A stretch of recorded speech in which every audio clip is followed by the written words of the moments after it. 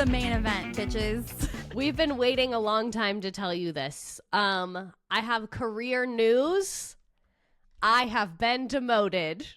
Well, no, wait. It was a voluntary demotion. That's what I'm choosing to call it, is a voluntary demotion. And I am living for it and laughing for it and loving for it. So this is probably going to be 2, maybe 3 parts of, we can just title it the voluntary demotion. I'm so excited and so sad. Okay, so I want you to lead this because I don't know what you're willing to share, planning on sharing. Like, I don't want to say shit that I don't. Pretty much all of it, actually. Okay, should we start at the beginning? No, like we are. Like, okay, we're going to fully start at the beginning. Let me go get a topo. Okay. Okay. I'm so excited. I'm back with my topo. Let us continue. Okay, so we're going to start from the beginning. I've put a lot of thought into this because I wrote about it for Substack. And like before I made it public, I was like, I just need to like word vomit everything that happened and everything I'm feeling and everything going on to be able to like process like how I want to discuss this and which things were relevant and whatever. So we are going to start in May of 2024. That's where we're starting. Okay. So let me actually explain where we ended so you kind of know the journey that we're on. So if you know me, know that I started teaching in 2019, kind of dramatically, not impulsively, but dramatically quit that teaching job in February of 2022. There's episodes on this podcast about it. I crashed out on the internet about it. I came back to teaching in August of 2023. So like a year and some change later. The 23 to 24 school year was difficult, but really good. Like, it was difficult because I was learning 2 new curriculums at one time, but I did not feel like my administrators were making my life more difficult. It was difficult because my classes were a lot bigger. But again, I felt like when I went and needed support, I was getting it more so than I had at my other school. May of 2024, I finished my first year at my current school back in the classroom. And I'm like, I'm so happy I'm here. I love my life. This school is exactly what I need, because there were a lot of factors that I really liked. I had a very long planning period. I had 85 minutes per day alone planning, which is unheard of in education. And I felt like the instruction I gave that year was truly the best I've given in my entire life. Even though I was learning 2 new curriculums, like APUSH, there were so many resources out there, which was awesome as well, because I had never had that, like teaching a state-specific curriculum. And honestly, I'm not going to say curriculum. Teaching state-specific standards with no curriculum given at all is hard, and that's what I was used to. So when I started teaching APUSH, and there's all these Facebook groups, there's AP Classroom, I bought a bunch of cool stuff on Teachers Pay Teachers. Like, I just felt like I had like ascended and like I made it, and I was like, oh, I finally got it. Like a good teaching position. I was like, I'm going to stay at this school. My life is fabulous. My principal gave me a Miss Congeniality award, which was hilarious. Like, he literally had a trophy made up and everything. And I was just like truly living my best life. And I started, it's so funny to look at now. I started going to therapy in June of 2024 for other shit. And she told me, my therapist, she was like, a lot of my clients are teachers and like we talk a lot about work. So I literally in my intake appointment was like, I don't really have any problems there. Like, teaching is a stressful job, but like I love my school. Like, I went in so positive. Then July of 2024, my principal, who I love so much because he really just was like, wow, you really care about this job. Do your thing, girl. Like, he just like trusted that I cared and was a professional, and he observed me like 3 times within the first month I got hired, which I don't think is inappropriate with a new hire to just like, because he didn't do like a formal critique one. He was just like popping in and he was like, you're amazing at this. Like, I'm so happy I hired you, whatever. So I felt like I was in such a good place. And then July of 2024, we get this email that's like, it was like a week before pre-planning started. It was like late July. We get this email saying like, oh, we have an important update we need to share. So we're going to have like a virtual meeting. It was on Teams because Teams sucks. And of course, that's what we use. And so I go in the meeting and I'm like, okay. I'm like, I'm scared. I'm scared because I don't know if you all know this, but at my first school, I was hired by a principal that was like very chill and very cool, who I really liked. And then after my first year there? Yeah, it was after my first year there. The district moved him to another school, and we got a different principal that I did not enjoy. I'll leave it at that. There's other episodes you can go back and listen to about why I did not enjoy. So I like immediately started freaking out when I got the meeting invite, because I was like, it just feels like deja vu. And I like just felt like, unless it was going to be some major change or some major thing, why would you call this random Microsoft Teams meeting with 2 days notice in the summer? And I know some districts do summer PD. Mine does not. Like, that's not mandatory. So it was very odd. And it was kind of what I predicted. Our principal basically got on camera and said that he had a health scare a month before. And for him and his family, he was choosing to step down from his position. So I literally have zero ill will towards him at all, because I probably would have done the exact same thing if I was in his shoes. And he had a health scare while he was away at a conference and had to be hospitalized like states away. Like, it seemed like a lot for him, and he had been having some health issues. And so on the meeting, they announce so my district doesn't do vice principal. They were doing like a thing called API, the AP over instruction, who's like the mega AP, I guess. So our API, they announced she's going to become the interim principal. And so I love her. She was incredible. So I was like, okay, things are going to be fine. Like, we're good. Someone that like I like is going into this position. When I said earlier, like, I felt really supported, a lot of that was her. Like, if I ever went to her with behavioral issues, she would always handle it. I had a situation that she really like shielded me from, where a group of kids went and met with her to complain about me, saying that my work was too hard and my class was too hard and lots of that stuff. And she took their little Chromebooks and looked through the work that I gave, and then she went and looked at my grade book and looked at the feedback I was giving and stuff. And she never told me about the kids coming to meet with her. The next day, she called me in her office and said, I just wanted to say, I think you're doing a phenomenal job. I saw some of the work you're giving your students. I think it's amazing. I love how you're challenging them.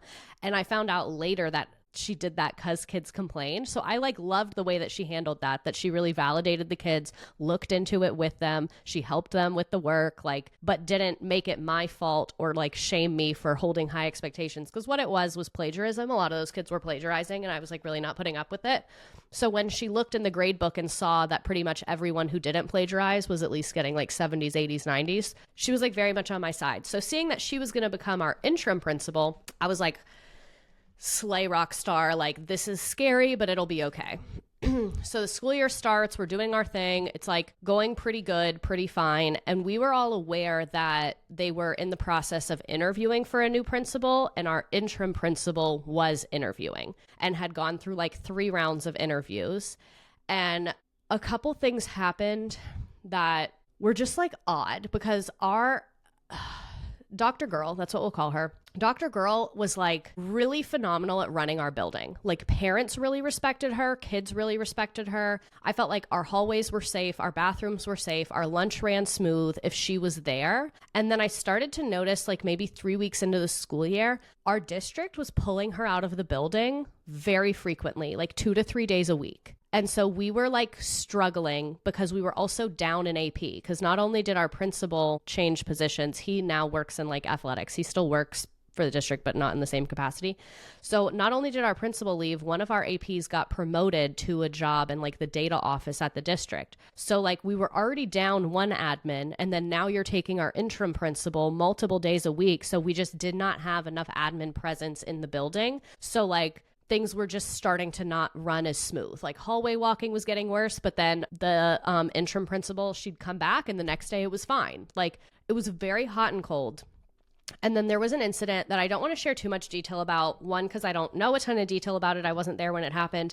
And two, just because it involves children. There were kids that had gotten into a physical altercation in the morning. The admin had them separated the entire day, like managed for it to not get worse. But then after dismissal across the street from the school, one of the kids was extremely violent towards the other, and EMS had to be called.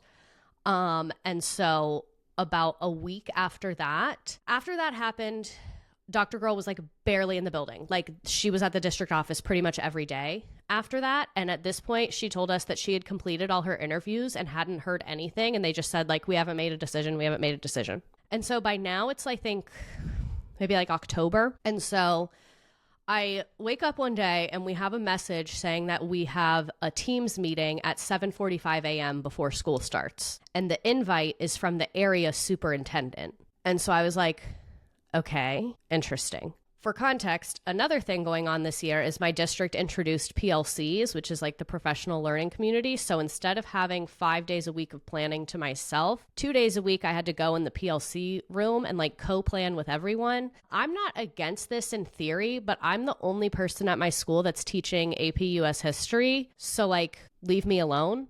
And I'm just not a group work person. I think for the majority of people, it makes their life easier, but for me, it makes it harder. And I did have one section of a class that another teacher taught the same section. She had more of them, but me and her were honestly really good at collaborating over email. Me and her are kind of very similar personality types, and we really like to make our own things, email each other everything we have, and then pick and choose from each other.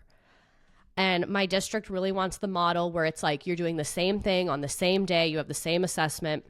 So for the first like August, September, and October, all we had to do was go in that room. Like we didn't have extra paperwork to fill out. We didn't have things to submit. We were just supposed to be planning 2 days a week in there. And my interim principal was like, I know a lot of you hate it. I appreciate you sticking with me. I know you don't really know why you're in here, but I really appreciate that you're doing it. And like you could tell she knew we didn't like it, and she was kind of trying to like do what her boss was saying, but also validate that we were like not a fan of this, which I appreciated, at least that. And I went to my department head about it, and I was like, I'm really, really, really struggling with this because within 2 months of school, I was just like not doing as well as I had the previous year because I didn't have the amount of time. Like I just couldn't focus in there, and like a task. So let's take an example of grading. Let's say I need to grade a worksheet. If I'm alone in my classroom and the Real Housewives are screaming at each other on my phone and I have my AirPods in, I can knock through that task in 30 minutes. In the PLC room, it will take me about an hour and 20 minutes. So everyone was telling me like, I see you in there, you look fine, you're working. But I was like, I don't know how to explain to you guys that like I'm literally a machine and like I can't be that in this room. So it was like 2 months into the school year. I had not contacted a single parent the entire year. I had thrown away a ton of kids' papers because I didn't have time to grade them. I hadn't started writing instruction at all, which my major goal for the school year was to be better at teaching writing. It was just going really horribly, and I was just feeling a lot of stress. So I went to my department head and I was like, I'm really, really struggling with PLCs. Like it just doesn't work for me. Like it's just not working for me. And I felt really frustrated because the previous year I had really dramatically increased test scores. No one passed the APUSH exam for 5 years at my school. And in my first year, 39% of my kids passed. So I just felt really like frustrated that I was like, clearly I'm effective. I'm trying to communicate that this is preventing me from being effective. And all I was getting was like, you'll get used to it. This is part of teaching. And I was just like, the thing that's the most important to me in the world is like doing a good job for my students. So being there and feeling that it was not landing the way I know I'm capable of making it land was just like killing me. And then the other thing is it's overstimulating to be surrounded by 25, 30 children. So I really, really need my planning period to be alone. Like aside from workload, for me to be like emotionally regulated and show up for my students and answer every question and be there and be fast paced, I need that. Not downtime, because I would work, literally head down working the entire hour and a half every single day, but like just a quiet work environment for part of the day. And I just felt like no one understood that, but they would try and like tell me that they're like, yeah, I'm struggling too. It'll get better. But I just started to feel like really not good. And then, but I'm still going to the things. I'm still sticking with it. I start talking to my therapist and she's like, just put your AirPods in, try and focus. And then I came to I was like, okay, this is my new strategy. All the tasks that are outside of my room, I'm going to save those for PLC days. So what I started doing was going, dropping my stuff off, putting my laptop down, saying hi to everyone, and then going to make my copies for the week. Or if I needed to go to the front office or speak to the bookkeeper, if I needed to call someone about, I would try and do, if I needed to help with a bulletin board in the hallway, I would try and save things for that time because I was like, I know I cannot plan in here. I tried so many times. I did plan 3 lessons in there. I delivered one of them. It was one of the worst lessons I've delivered in my entire life. It was clunky. There were typos. It made no sense. And so I was like, this is not a place I can plan. What else can I do during this time? So I felt like for the first couple months of school, I really was trying to make it work for me. I think if you asked my admin, they would be like, she didn't try at all because I wasn't doing what they wanted. But I don't think I got credit for like how much I was doing to try and make it work in a way that was going to like best serve my students. And so I'm like already kind of in this place where I'm like, oh my God, things are not good. I'm like starting to get deja vu about my old district that was like very micromanagey, because that's specifically why I chose to work in the district I work in. Even though the district I work in has a very horrible reputation, they were known for not doing like scripted lessons and things like that. Like they gave teachers a lot of autonomy. So that's why I work here. They also, the year that I got hired, got a new superintendent, and it appears he's not really on that vibe, which I struggle to even talk about this because I try and put myself in the shoes of a superintendent and people like that.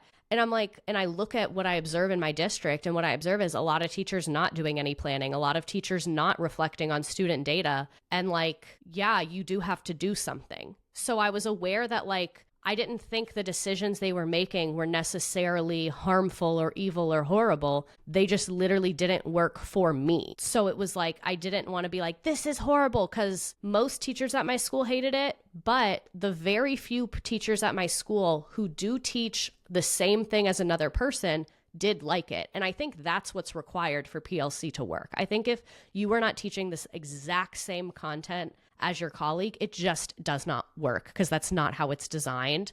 It's very much like square in a circle peg situation to me. So I'm like in this place where I'm like, okay, I'm feeling a lot of stress. I feel like I'm doing a worse job serving my students. I also did not have air conditioning in my classroom, so it was like 80 degrees every day. I was spending hours a day calling the district, yelling at them about my AC. I eventually did get, this is one of my biggest accomplishments in my career, I got the district to spend $13,000 on window units for our entire hallway and redo the electrical of our entire hallway, because they told me that the piece they needed to fix our air conditioning was on back order for 7 months. And I said, so what's the plan for the next 7 months? And I got them to do that. And like literally, I felt like a hero that day. And that is also because the interim principal, I had been complaining to her about it, but because I really liked her and she was up for the job, I was like, I really don't want to go above your head. Like, I really don't want to go above your head. I really respect you. I don't want to do that. And after like 3 weeks, she called me into her office and she goes, I want you to soar above my head. I want you to soar so far. And so there. And so I did, and like I got it done. So I felt like I was getting all these challenges the first 2 months of school that were not really anyone's fault, but were just hard to manage. And then in October, I come into work and I actually woke up and saw it on my phone. We have this virtual meeting at 7:45 a.m. and the invite came from the area superintendent. And I said, oh, that's probably not good. And this is horrible, but you guys are teachers. You'll know what I'm thinking. I thought one of two things is happening. Something violent happened, or somebody died, or there's a staff change. Like, why else? I mean, it's something egregious and crazy. Like, why? And it was on a Friday morning too, you know? Yeah. No, it's like every single time they put something like that on your calendar, it's like you need to know why, because it's anxiety inducing. And so I got to work super early. A lot of teachers just listened into the meeting on their phone, but I was like, I want to get there and get set up for the day before the meeting, because I have a feeling I will need some moments to process, and I didn't want to like meeting, set up, kids. So I like got there early, got my slides up, my shit out, whatever I do for a living. And then I joined the meeting. None of our admin is there. It's just the teachers and the area superintendent. And he goes, I wanted to announce to you all that you have a new principal. We hired Dr. Mann.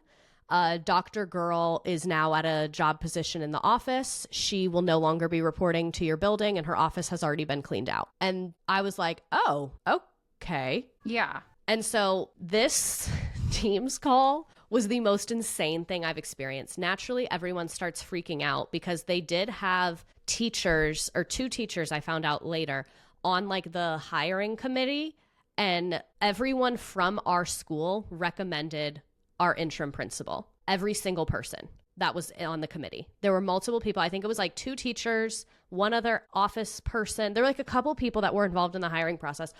All of them recommended my interim principal. And I felt like and this is like the echo of a lot of the community as well, the situation that happened with the student being violent towards the other one off campus, that was the rationale they gave us for why she was not hired. They were like, safety is our number one priority. But wait, she didn't do anything.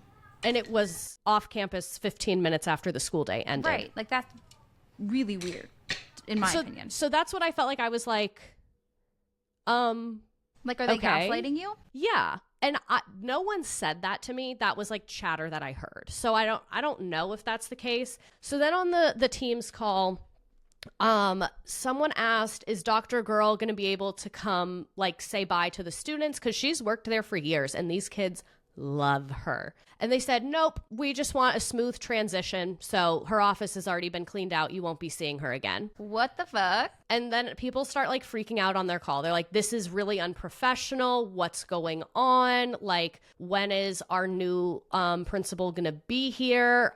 Who's going to announce this to students? And he goes, we're going to leave it to y'all to announce it to the students. I wish I could be in your building today, but I have a leadership synergy something that I'm going to be going to. And then people are like kind of popping off. Like the chat's going crazy. People are coming off mute saying like, I cannot believe this is being handled this way. I am disgusted by this. Like the energy in the studio definitely started to shift. Meanwhile, I'm like Googling the new principal. I'm like, who are you? I'm like already in the Facebook group from his old school. Right. And so they say, this is also right before we had, it wasn't a full break, but it was like, I think like a long, like a 4-day weekend or something. It's like a little fall break. And they say like, your new principal is going to be there after that break. Yeah. And so we're all just like, this was weird. Like, this was very weird that this was done this way. Yeah, no kidding. And then, so as people are like putting some heat on the area superintendent, they're like wanting answers. They're like, why was he picked? Why was Dr. Girl not picked? Please explain this to us. How are we going to tell children? Do you want us to hold an assembly? Do you want us to put it on the announcements? Because at this point, it's 7:55 a.m. Class starts at 8:10. So we have 15 minutes to figure out how the fuck we're going to handle this.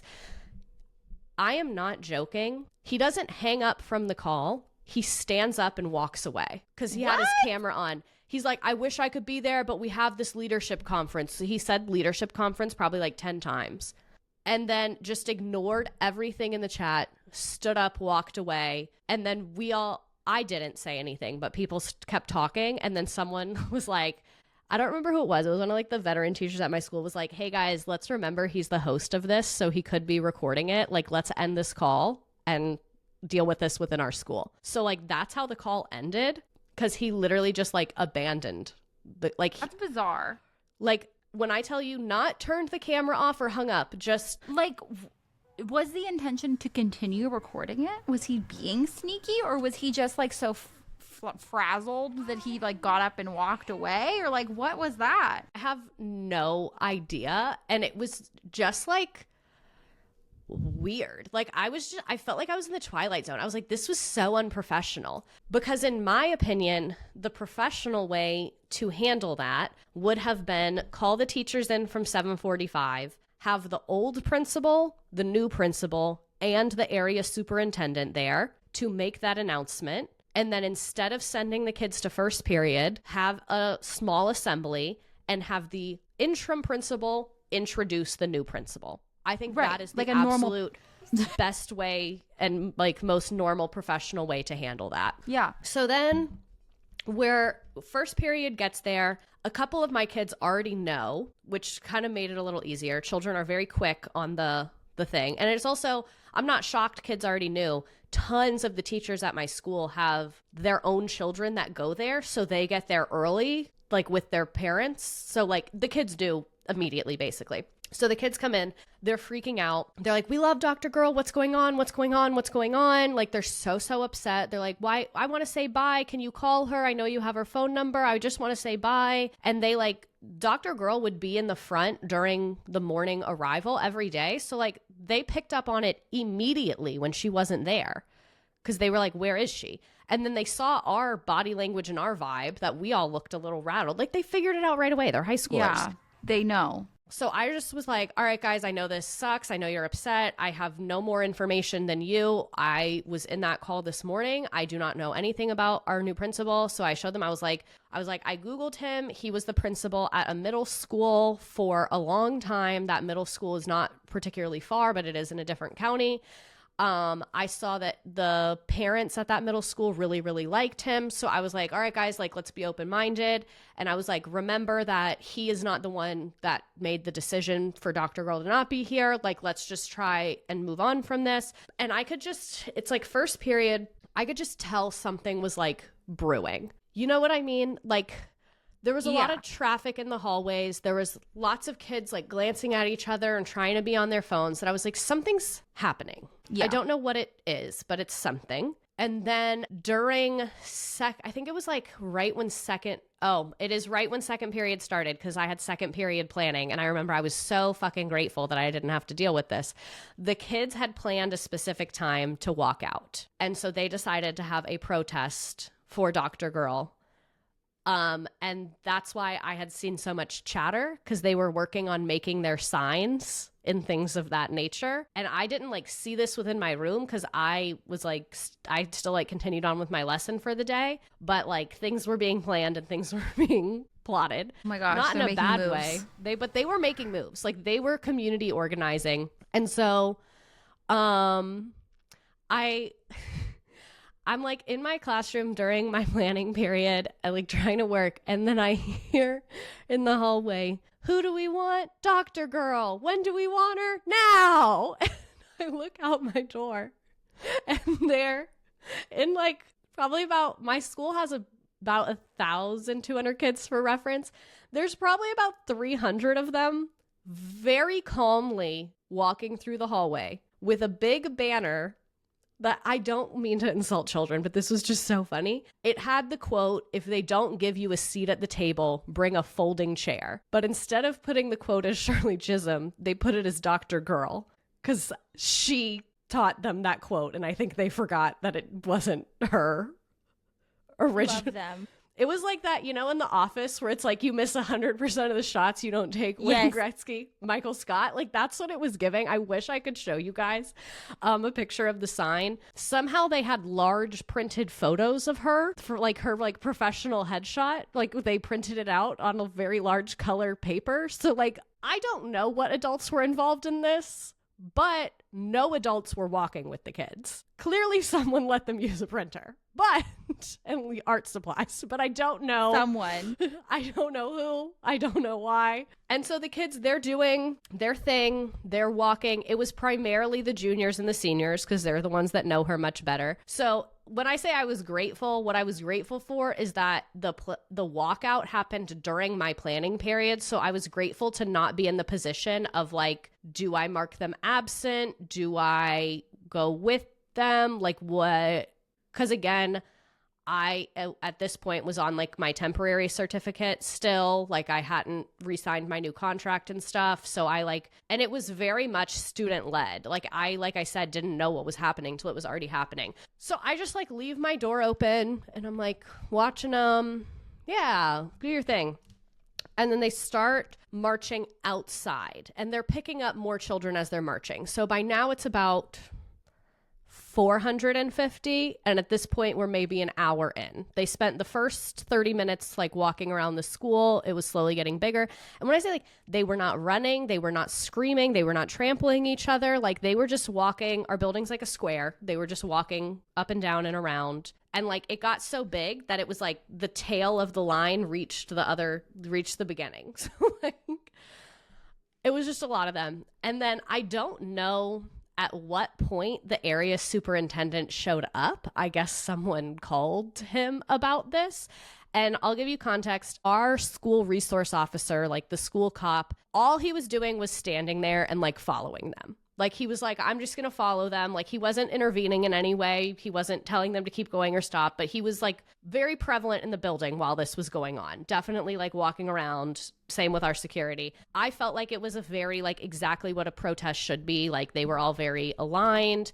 They had signs. We want our voices heard. Why didn't you ask us? Like, things like that. And so what I'm about to talk about, I did not witness. I did see pictures and videos of it, but I was at the back end of the school and this happened at the front office.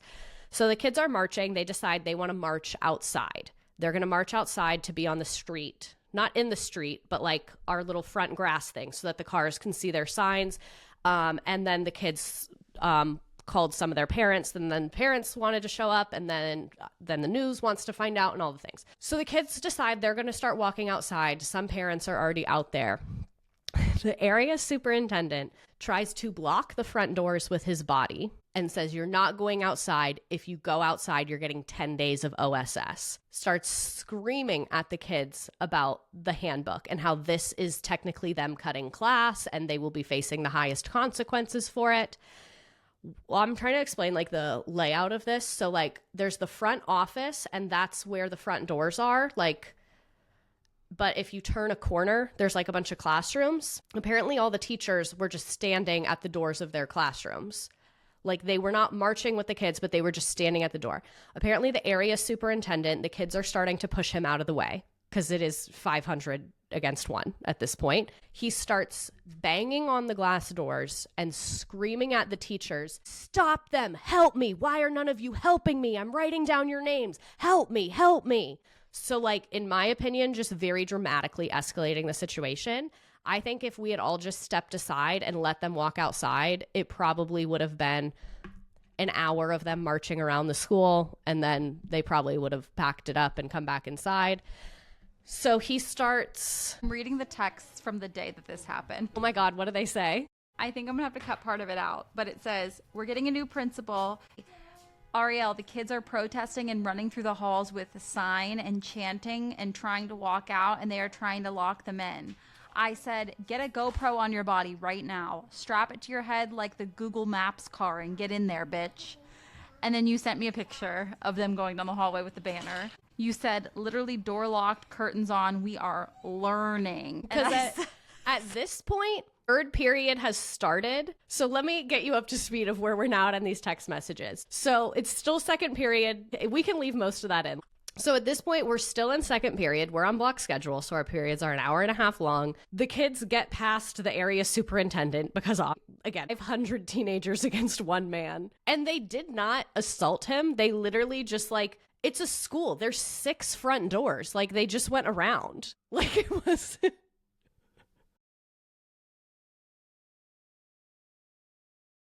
And those doors don't lock from the inside for like fire reasons. Like, so, and he's yelling, lock the doors, lock the doors. And I'm like, so we're this isn't the Triangle Shirtwaist Factory, so we're not going to do that. I said, it's a lockdown, but you lock them in, which is essentially what he was trying to do.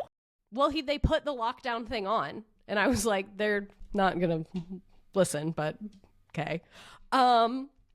So the kids are outside. I do not know how they obtained a microphone and speaker. So that's what I'm saying. Somebody on the inside is helping them. Not only were they using the printer, yes, they have equipment. So that's why I was like, okay, because there were no adults helping them. There was security and the school police officers standing there, but like the adults were not chanting. So I was like, very much someone's helping you from the inside. The students are very appropriately for a student-led protest. They're in a circle around the flagpole. The seniors are taking turns on the microphone talking about Dr. Girl and why they think she should be principal. The superintendent calls more police. So more, not police, but school police are starting to arrive. Now we're at about like 3 to 4 police officers here. The superintendent goes up to one of the girls who's on the microphone, who this is a AP scholar, honor roll, cheerleading, dance, like one of the girls that's super involved in the school. Grabs the microphone out of her hand, says, you're getting 10 days of OSS. She grabs it back and said, I have a right to free speech. You are not going to trample on my rights. You can give me 10 days of OSS if you want to. and Wow. continues on the microphone. And I was like, I love again, her. I was not witnessing this with my eyes, but I naturally, half the kids are on Instagram Live. Some of them showed me videos of it later. Like, what do you want me to tell you? I work there. I'm in the know. And so I was like, oh, okay. And then a lot more police show up. A lot. And this, my student that we interviewed shared this with me, but again, I did not see it, but I believe it. They start threatening the kids with pepper spray. They say, we are going to start pepper spraying you if you do not go back in the building. I have seen pepper spray used at my school on more than one occasion. The only times I've seen it be used is when there are like 5+ kids fighting and we have tried to break it up and cannot. And it just is escalating. So then they start like corralling the kids back in the building. So now the kids start getting angry. They're starting to like tear the signs and like things are just escalating rather intensely. This is when I started texting you that I was like, people are running through the hallways because like they would try and corral the kids. One would get away and just take off sprinting. Like it was quite possibly one of the worst examples of crowd management I've seen in my entire life. Like the lack of de-escalation skills, especially when before like adults started intervening, it truly was so like a model for a peaceful protest. So I'm just kind of there and I'm like, wow. Like I'm just processing. And then third period starts, the bell rings. They're trying to corral the kids back into the school. So what they decide to do is put all the protesters in the gym and let the kids who were not protesting go to their next class. And so a lot of children do not like going to class. So then a bunch of ninth graders, the ninth graders were not really a part of it because they've only been at the school for 2 months. They all run out of their classes because they want to get put in the gym with all the big kids. So now instead of it being 500 upperclassmen, it's now probably 700 kids. Half of them are like, who's Dr. Girl? Like literally not even. So that's when I texted you where I was like, curtains are closed, door is locked, because I had in my third period, I think I had like 27 kids. 12 of them showed up. And so I was like, let's do our thing. And the 12 that showed up are kids that are like very quiet and very, very introverted. So I felt like they weren't really showing up as like I'm not a part of that, but they were more just like, that's not my vibe. I just want to have like a normal quiet time. So I like kind of scrapped my lesson for the day and came up with something kind of easy and creative for us to do. And was like, we're just going to stay. The texts say that you guys watched Harriet. Oh, that is what we did. We started watching Harriet, and there was like a little easy assignment with it. That was like a timeline thing they did. I said, I wish you could have seen my phone screen when I was typing The Spy and then deleted it when I realized what you actually meant. And I said, but Harriet Spy is also a great backup option. Yeah, so I was like, let's have an educational movie rockstar day. And we are just like... this is what's happening. So then the kids that didn't show up start showing me on their phone what's happening in the gym. And it is... I'm so glad you did not listen and go to the gym. Well, they never wanted me to go to the gym, I don't think. It said... Oh, they did say like teachers they told report all to the staff gym to go to the gym, and I made the executive decision to stay in my room because my kids came to class. Yes. So I didn't want more kids to be in the gym, and now I'm very glad I didn't listen, and I'm so glad you didn't listen. Because like That's I said, horrible. pretty much most of the other kids in the school were there, but class period I had AP students. Like I said, lots of them were Your very AP shy. Kids They should were not like be in there. They were like half of them were, because they were some of the ones like doing the protest in the right Good for way. them. But then they start putting all the kids in the gym. So then in the gym, it is a mix of the upperclassmen who very peacefully started this protest and are very upset that they're being put in the gym and they want to be let back into class. And then there is the entire 9th grade class who's like, the gym, we're in the gym. Oh my God. So they basically start mosh pitting. I don't want to say fighting because like no one got hurt, and I saw the Instagram lives and it was more mosh pitting than fighting. And so it's like a bunch of the teachers, all the security, 6 cops. The cops are screaming, we're gonna pepper spray you, we're gonna pepper spray you. The security is like, let's bring it down, like let's try and calm down. And then the kids are like trying to like get in groups and like run at the police officers to try and knock them over. And then the kids start like ripping things off the walls, like the gym posters and mats and things like that. Like it just, like I said, if you have a group of emotionally escalated people, the worst possible thing you could do is gather them all in one location and then lock the door. Because then the upperclassmen start banging on the door, yelling, "Let me go to class, let me go to class." And that's when I was like, we've lost the plot. Like, we have, like, just, the whole thing was so avoidable. Like, the whole thing. I cannot believe. Oh my God. It couldn't be handled worse. And then they left you there alone to handle it, to deal with it. The area superintendent did leave. The police stayed. Sometime in third period, they did start to, like, de-escalate things. Kids started to go back to class, but the police stayed the entire day. We were on lockdown for the rest of the day, so I had my third period kids with me for the rest of the day. We watched Harriet and then probably some other stuff. Like, it was a complete waste of a day. No instruction happened that day, I'm confident. Like, it was just horrific. And then in this moment, I also was like, I feel so bad for our incoming principal because none of this is his fault. Right. Like, this is quite literally the worst way to set up your new hire. And I was like, if I was him and I found out about this, because he was actually supposed to come to our school that day to visit and meet, and they canceled it. And think about what I had said earlier. Like, if they had had him come in the morning and had Dr. Girl, like, do a handoff, I think we'd be living in a very different universe right now. So that happens. And I'm like, cool. And then we go on our little mini break, which was very much needed.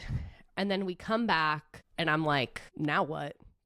Like, literally, I was like, now what? Like, now what do we, okay. And so, like, I'm trying to be, like, so open-minded. Everyone is trying to speak so negatively about our new principal. And I'm just trying to remind myself, like, this is not his fault. This is not his fault. Like, me going into this with a negative mindset is only going to hurt myself. Like, let me just see how he handles this, like, how it goes.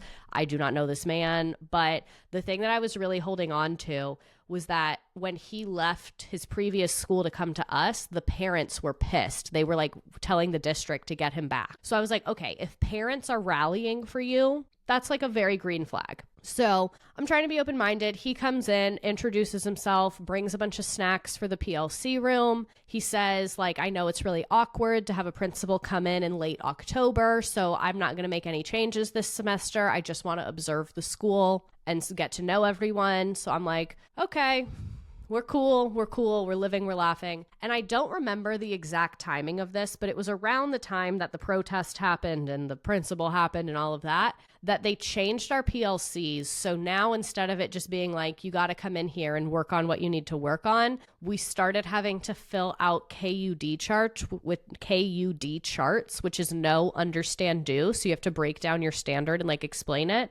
We also had to start filling out student data things. And then we also, like, they just added a lot more stuff that I later found out our math department had already been doing, and we, like, everyone was supposed to be doing it from the beginning of the year, but because it was new, our admin was like, let's roll it out on one department to work out the kinks first. But then I think when we got our new principal, the area superintendent was like, no, everyone's supposed to be doing that. And the area superintendent, from the rumors I heard, he was the one driving the PLC thing, because a couple people at my school said, oh, he was my AP at this other school and he like loves PLC. It's like his number one passion.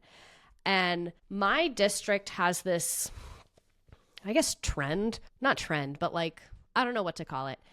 A lot of our administrators are former special education teachers, but not the MOID teachers who have like their own group of students that are not in the gen ed classroom. A lot of our administrators were co-teachers. And I've never been a co-teacher. I know there's a lot of difficult things about working in special ed that I'm not privy to. You have much more to do with parents, writing IEPs, all of that. But one piece that I've really noticed is that administrators who have never been a content area teacher, I think, don't understand how difficult it is to plan and grade for that many students. And I've noticed that administrators who have been content area teachers will protect our planning time, and administrators who have only ever been co-teachers do not. And I think it's a different kind of pressure to show up every day, and it's all on your shoulders of what these kids are doing for the full 8 hours of the day. Because if you're a co-teacher, your job is to plan accommodations, not the actual lesson.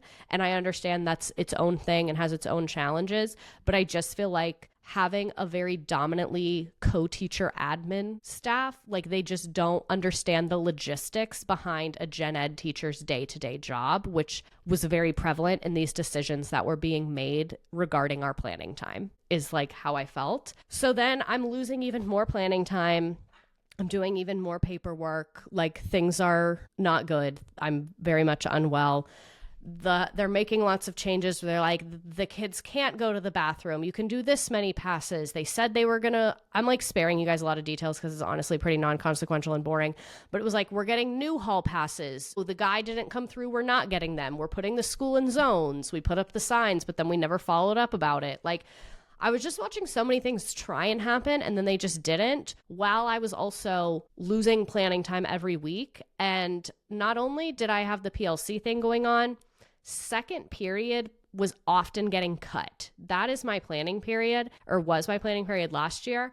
And lots of things were happening where like randomly we would do standardized testing with no warning, or randomly we have a guest speaker with no warning. So one of my colleagues tracked it. So I don't know if she was right, but it sounded right. Last school year, we lost 19 second periods. That means I lost 19 planning periods in the school year. And if a kid missed that many days, they would be considered truant and would be sent to court. Yeah.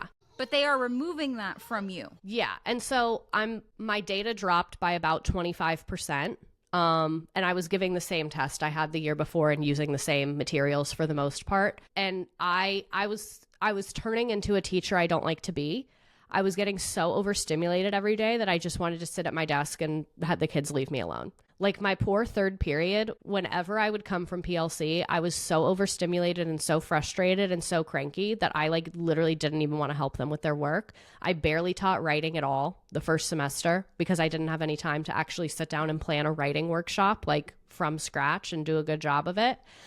I was using ChatGPT all the time and actively getting dumber. And like, I just felt like my instruction was like plummeting, and it was like breaking my heart, because to me, children learning the history of our country is so important. And like, I know I'm so good at doing that. And I felt so throttled. And like throttled is the best way I can describe it, because I felt like I was just ready to run and go and crush it. And every time I tried to run and go and crush it, I would just get like bitch slapped with some kind of problem. And I just like wanted to lay on the ground and not get up. And so then around December, they're like, we're not going to, like the first week of December, they're like, we're not going to do any PLCs for the rest of the year because we want to like restructure how we do them. Instead of doing PLCs, mine were Mondays and Wednesdays, but every department was different. They said, instead of that, we're going to do PDs for an hour on Fridays during your planning. And I was like, cool. I actually didn't mind that. Even though I make fun of PD all the time, I prefer sitting in PD over PLC, because sitting in PD, I can actually get work done.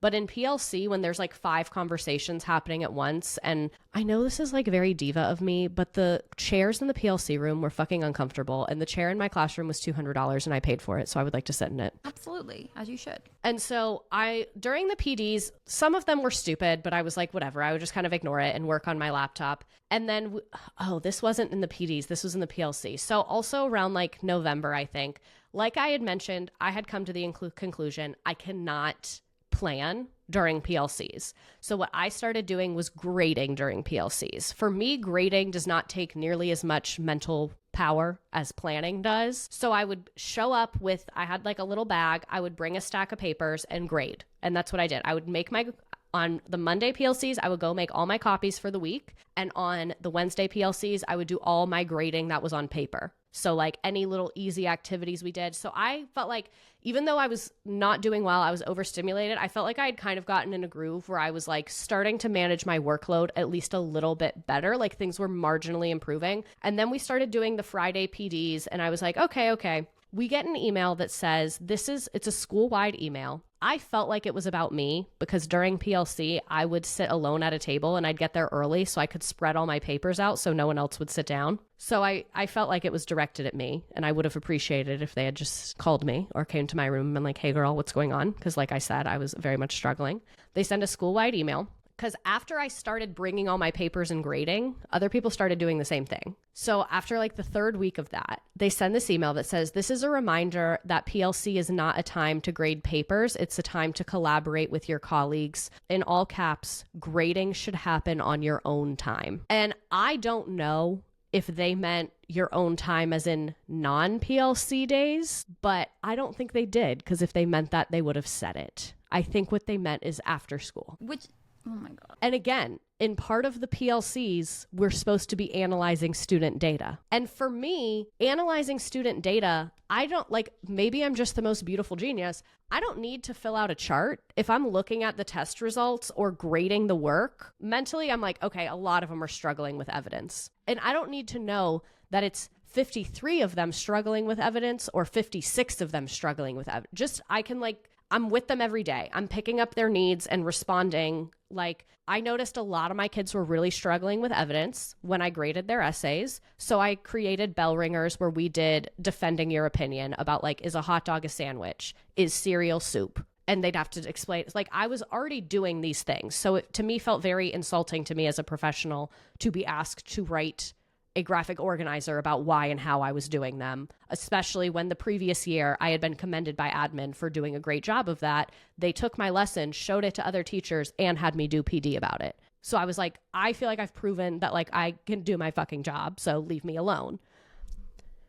So that email really pissed me the fuck off. And then like 2 weeks later, we're in one of those PD things because they say no more PLC for December. We're going to do PD on Friday instead. They announced they want us to start doing common assessments. They want us to be giving at least one assessment per week that's the same as the other people teaching the same thing as us. It has to be in this specific testing platform because that's what the district paid for. Because apparently we'd been paying tons of money for this platform that no one was using. So that's why the district said, now you have to use it. You're not allowed to do that in your own way. Because the previous year, we were required to give assessments and we were supposed to send them in and like put them in our lesson plan folder.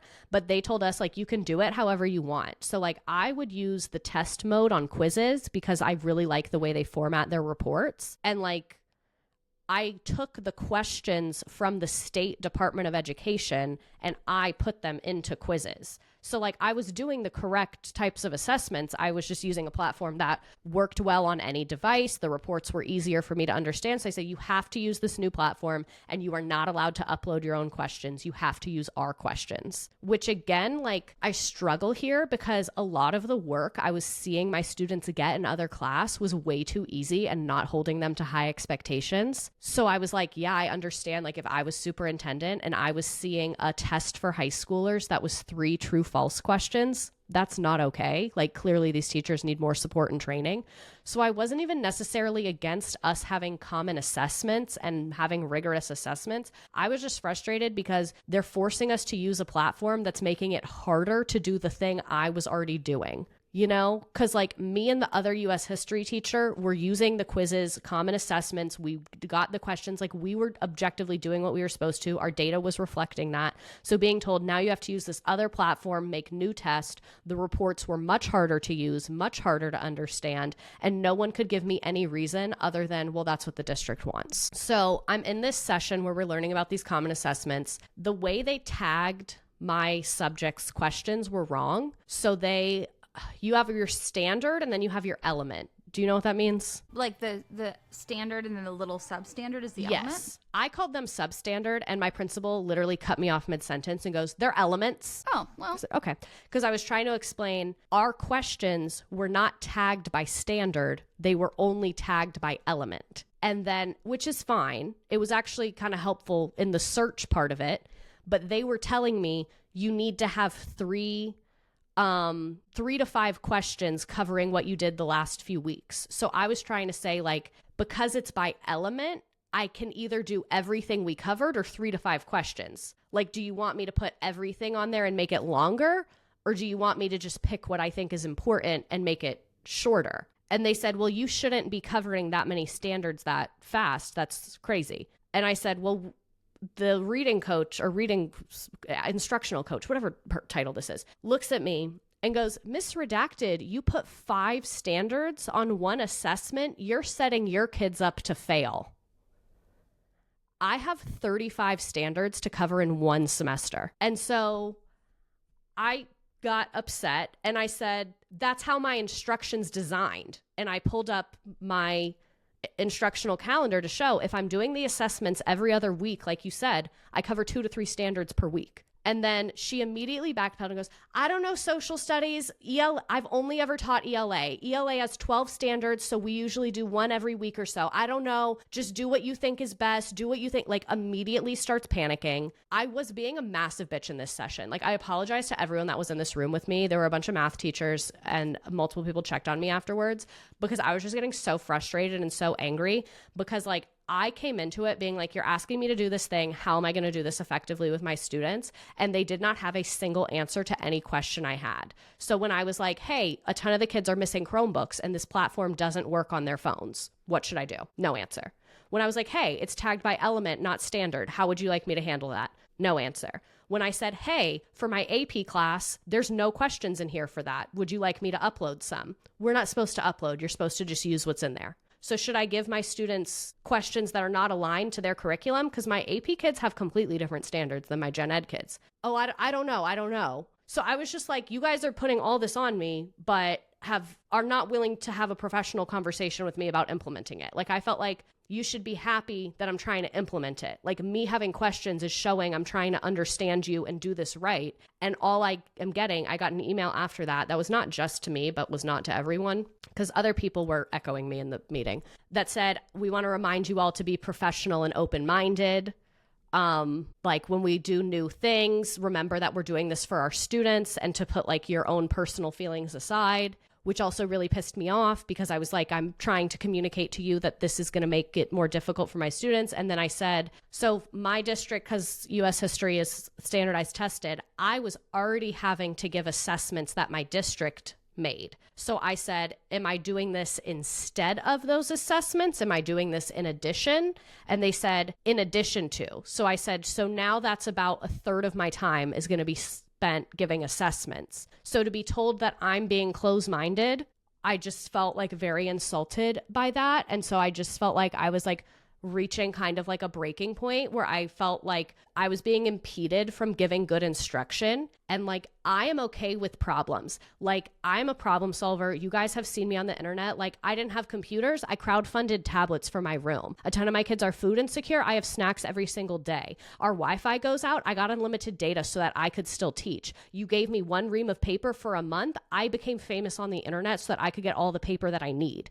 So I felt like it was like every time I have a problem, I solve it on my own. But every time I come to you with a problem, somehow I'm the problem still. And I was now looking back, I'm realizing none of these initiatives were well planned out. The people I was getting mad at did not have answers to my questions, and they were reacting so negatively to me because I think they felt very like embarrassed when I would ask those questions in a very passionate, pointed way. Like, I am going to take accountability for like tone and verbiage and things like that. Like, it could have been better, but also I don't think I was wrong for my concerns. I think I was just wrong to expect help.